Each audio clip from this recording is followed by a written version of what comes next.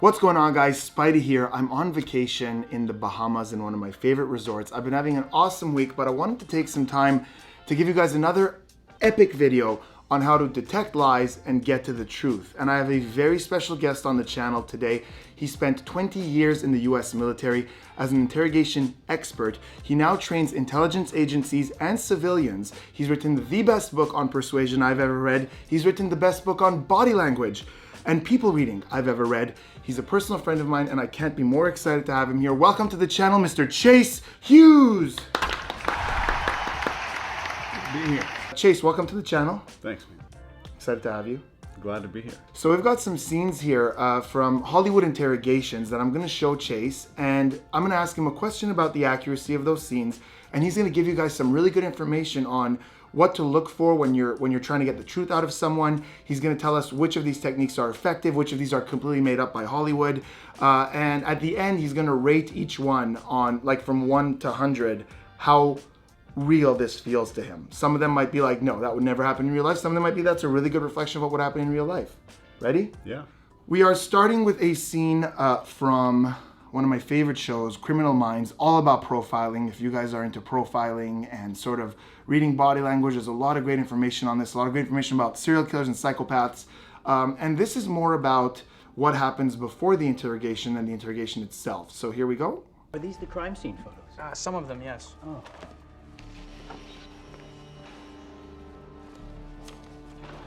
God.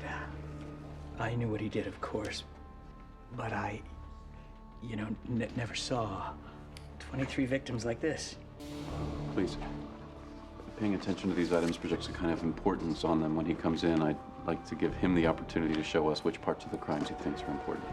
Sorry, of course.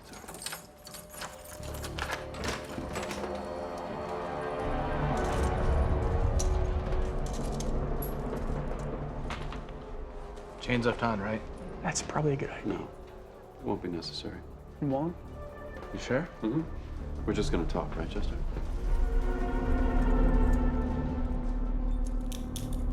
So a lot of great stuff going on there, like before the guy even walks into the room, we could see the agent sort of already starting to put some psychological plays into place. Mm-hmm. One of the things he says is, please don't look at those because we want him to indicate to us what's important. How much of the interrogation, and I'm not talking just like in like the military or in like legal interrogation, but even in day-to-day, like when you're trying to get information out of someone, how much of your game plan is done before the interrogation actually begins? I would say a good 50% of interrogation is what happens before the interrogation. So we're prioritizing what we're going to spend the most time on, who the person is that we're trying to talk to, what their behavior profile is, and how is my behavior going to need to change in the interrogation room to maximize the persuasion abilities that I have over the other person, and what's going to trigger them to be more open, more honest, more connected, and lower some of these barriers down, because everybody wears a mask. So what we're trying to do is see who the person is behind the mask so I can communicate to them. So I think one of the biggest mistakes in sales, interrogation, or persuasion is trying to sell to speak to, or to persuade the mask that a person is wearing. The security guard asked, should we remove the cuffs? And one agent who was a little more squeamish, a little more intellectual, was like, yeah, I think that's a good. But then the other one who has a tougher demeanor goes, no, take him off. Take off the cuffs. Because, so is that something, is he reading the person and sort of figuring out that, like, this will create a shift in power, you think? Like, is that something that would happen in the real world, to where he goes, no, take him off, it's okay? Yeah, so the moment you encounter somebody with a strong need to feel powerful or to feel like they're in control, you want to give that to them initially to kind of to lure them in to becoming more open. So they might get a spike in feeling powerful at the beginning. Wow. So the inherent belief in the other person of the interrogator's authority is always there. He's running the show, so he doesn't need to act a certain way to be dominant, because the authority is inherently present throughout the entire situation. One big mistake here, and this is wildly proven in all kinds of studies, is that the more people are in the room, the less likely you are to get a confession. So having 2 police officers in there is a big mistake. you're way more likely, it's sometimes to the effect of 60% more likely to get a confession if it's one person and another person. And having a tie on also lowers your ability to get an interrogation. So I would get a highly confession. recommend. Yes, I'm sorry, to get a confession from that person. Yeah. A tie, because it makes it to business as opposed to like we're just having a conversation. Is that what it is? Correct. But if I was interrogating somebody for Wall Street crime, somebody with like a Securities and Exchanges Commission violation of insider trading, they're used to seeing people in ties all the time. They're used to seeing their authority figures and their bosses wearing a tie. I will be wearing a tie during that interrogation. Wow. So it's based on the person we're speaking to, for sure. Wow. Guys, for more information on reading people this effectively and identifying their needs, you have to check out Chase's book, 6 Minute X-Ray. I've been profiling people for a decade, and I learned things in that book that opened my eyes, and there will be a link in the description where you guys can grab that. And there's not a book on the subject I recommend more, so guys, make sure to check that out. So this scene right here, if you had to rate it on like from 1 to 100 in terms of real world, where would you place that?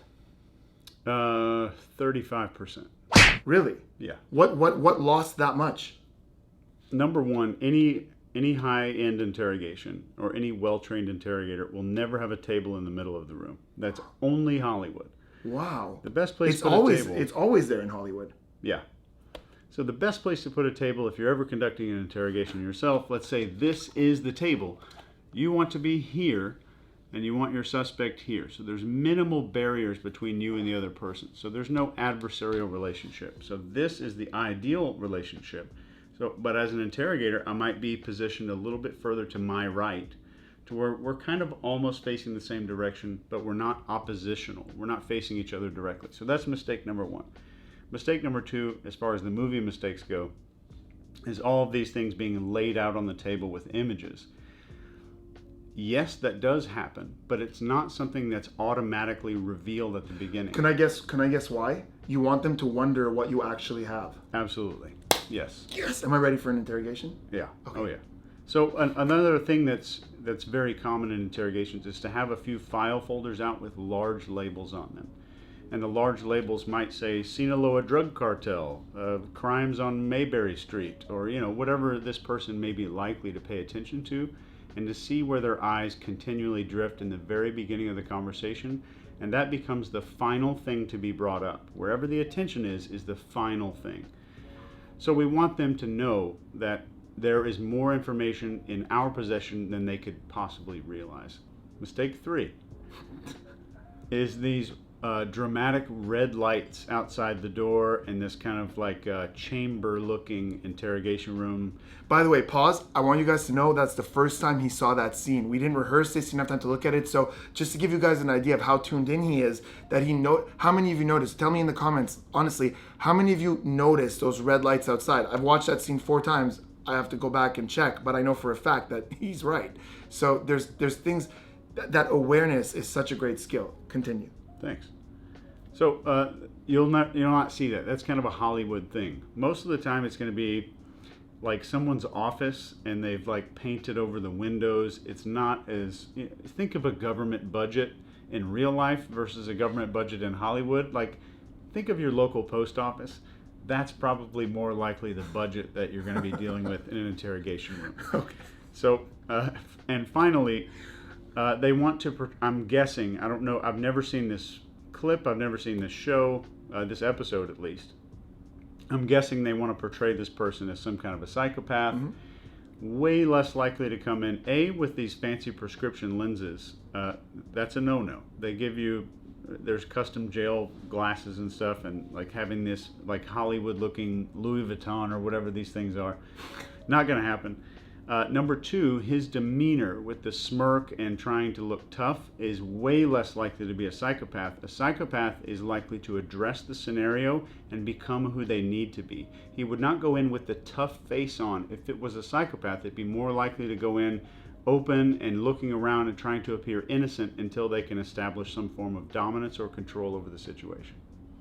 Okay, so in this next clip, we're again looking at pre-interview and sort of the first words out of the interrogator's mouth to client. This is from the movie Law Abiding Citizen, one of my favorite movies with Gerard Butler. The same show. No, no. Different deal. Different Okay. deal.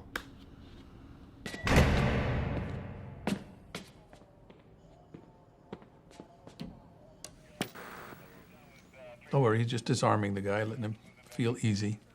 What I'm about to tell you, I don't want anybody else to hear. As a prosecutor, I'm breaking all the rules right now, and I don't give a damn because I'm a father. I have a little girl. And what you did, bravo. The world is better without Darby and Ames.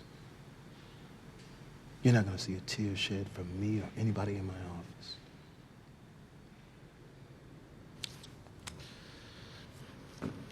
With that being said, I have a job to do. I'm gonna ask you some very simple and direct questions. I suggest that you answer them in the same fashion. So this clip leads to one of my favorite interview scenes, but I wanted to talk about the way it's set up. Now, again, I don't know anything about interrogation, but I do know a lot about confession in social situations. It's part of what I do. It's usually, typically a good idea to keep someone in what we call short-term thinking. In other words, you don't want them to think of the consequences of what they're about to say. You just want to keep them in the now. I feel like this was a pretty effective way to say to the guy, like, you know, I'm with you on this. Like, what you did, and he goes and he sits on the table right next to him and he pats him on the hand. To me, that looks like it would be a good way to start things, to create this relationship of like, you know what, if it's just me, I'm with you. And we use that sometimes in sales, we sometimes use it in persuasion, but in interrogation, is that something that would be done, helpful, useful? Yeah. So in this clip, which I've never seen this movie, I recognize both of the actors. You would see something similar to that, but that'd be more likely to be the interrogator being the one saying those things. Yeah. And not the prosecutor. Oh, right. So he identified himself as the prosecutor. And again, we see the tie being brought in here, but agreeing with what they did, there's a few things that interrogators want to do, and I'll give you a quick list right now. We want to minimize, socialize, project, rationalize, and then emphasize the truth.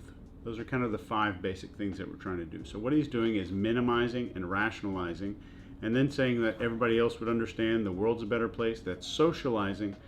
And then he's starting to emphasize the truth towards the end, and as he's clicking the record button, definitely don't want to do that. In a real interrogation, if like in the middle of a conversation someone clicks the record button and then it starts recording, that is grounds for a mistrial, because then they can say he told me this, he promised me all these things, and then hit the record button. So that's kind of a recipe for disaster. You always want to have everything on video and audio. So what are you giving this clip 1 to 100? 1 to 100, I would say 65. Oh, I like it. Yes. Where did it lose points? It lost points with being filmed in like some abandoned bank, and like just setting and scene was a little bit off. And these guys who are like in the background cockily talking about how the interrogation's going, oh, it's just warming them up. That's real. Like, even if someone doesn't know anything about interrogation, they'll still be like cocky talking in the back about what's going on in the background. All right, this next scene is really going to be about the meat of interrogation technique and sort of the demeanor of an interrogator. We're going to see something we see very often in Hollywood that I myself am suspicious about, and I would like to know from you. Okay. How these last 6 months been for you, James? Oh. Not too good, huh? Oh no, your whole life is falling apart, isn't it? Oh yeah, you gotta be feeling a loss of control, sense of abandonment, and I would guess, a little impotent maybe. Come on, man. Give me something. Why did your wife leave you? What happened, James? She get bored? I mean, you don't seem all that exciting to me. Oh, that's what it is. You're done before she even gets started. She left you for another man who has... Okay! James, that was exciting. Did I hit a nerve? I want to go home. Oh, you want to go home? Yeah. Well, I'm sorry, that ain't about to happen, so why don't you come over here and sit your ass down? I said sit down! I'm done talking to you. I will tell you what you are done doing. You hear me? So, yeah. We see in Hollywood a lot of the good cop, bad cop thing. And my question to you is this. I suspect I know the answer because I see how this translates to like day-to-day life. how often is an interrogation like trying to trigger the guy aggressively? Like, first of all, before you go on, the profile for this criminal was predator. How often are you using that, if ever, to like really lean on the guy with that amount of aggression and just trying to get them on tilt, if ever? I've never seen it done. Okay. And the biggest mistake here that you can see in this clip specifically is that if I want him to feel out of balance, I want him to feel like he's losing control, I want him to feel a little more impotent in the situation.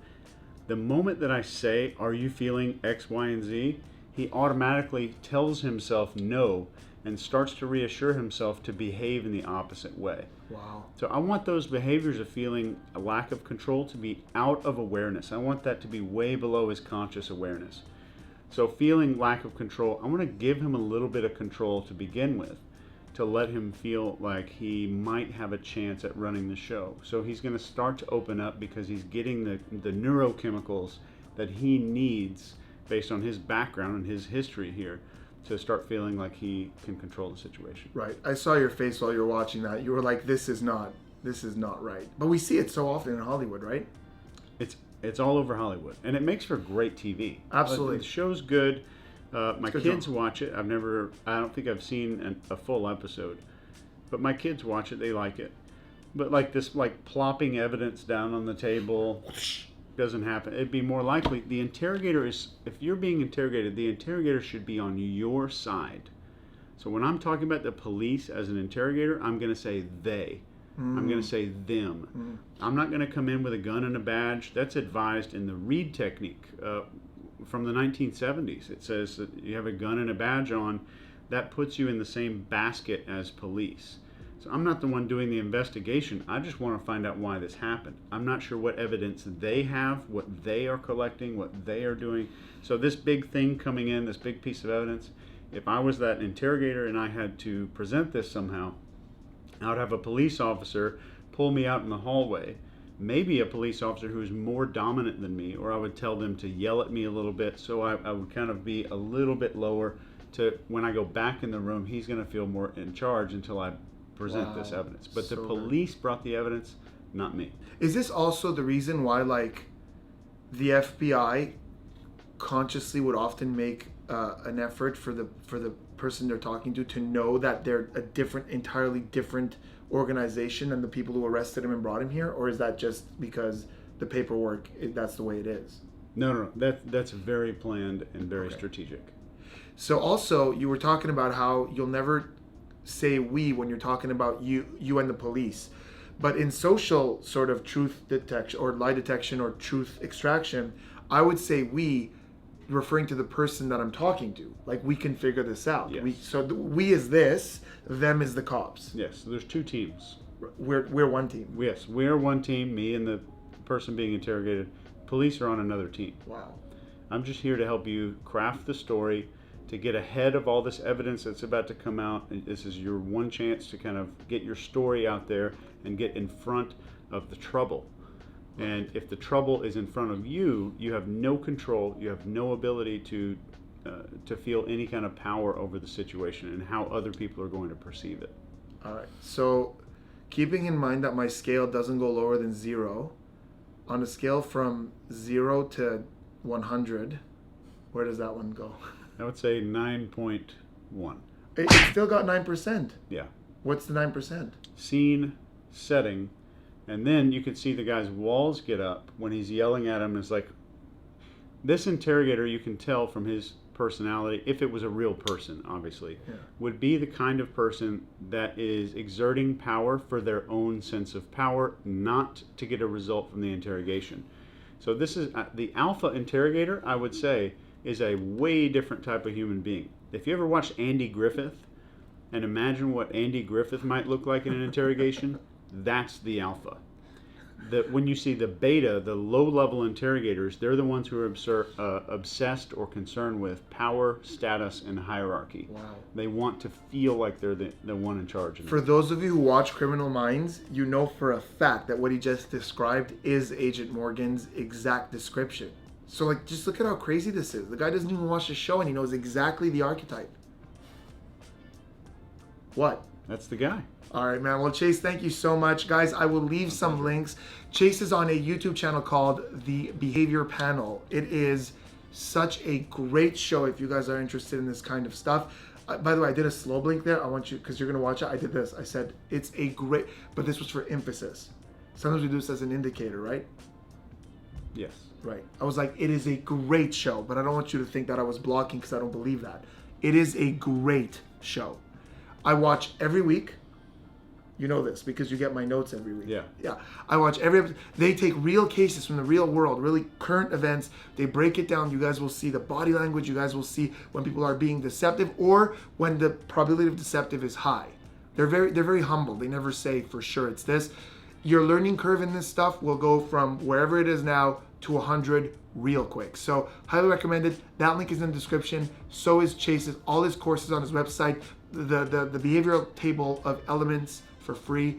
And Chase, I can't thank you enough for doing this. Thanks for having me. My pleasure, man. And I look forward to having you back on the channel because Thanks. that was a lot more educational than any of the stuff I talk about. Thanks, man. Thanks for having me on. See you guys.